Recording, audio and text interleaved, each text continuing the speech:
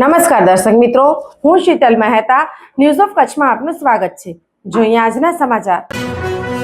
ભુજની સિવિલ કોર્ટનો ધાક બેસાડતો ચુકાદો।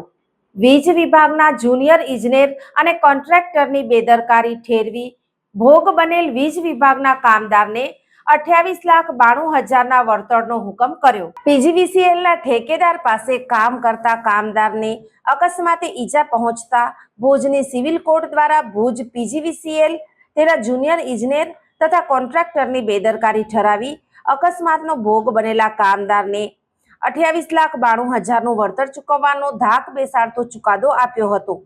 આ કેસ મુજબ રેહાના રાજેન્દ્રસિંહ ગોરધનજી સોઢા ઇલેક્ટ્રિક હેલ્પર તરીકે વીજ કચેરીના કોન્ટ્રાક્ટર ખેતસી રવજી ચાવડા પાસે નોકરી કરતા હતા।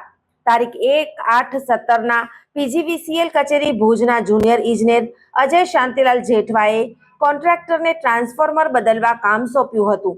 આથી રાજેન્દ્રસિંહ મજૂરો સાથે ગયા હતા।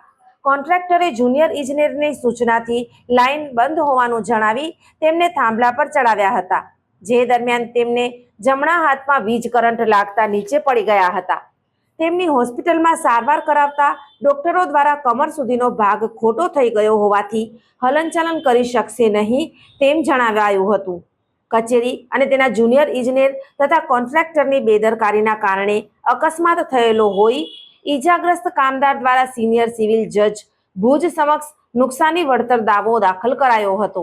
અદાલતે કામદારને 28,92,800 રૂપિયા દાવાની તારીખથી 7% વ્યાજ સાથે ચૂકવવાનો હુકમ કર્યો હતો। રકમ 60 દિવસમાં કોર્ટમાં જમા કરાવવાનો ચુકાદો આવ્યો હતો।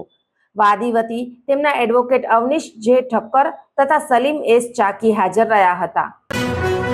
દર્શક મિત્રો, આજે તારીખ 9 એપ્રિલ 2026 આ હતા આજના સમાચાર। આવતીકાલે ફરી મળીશું, ત્યાં સુધી મને રજા આપશો। નમસ્કાર।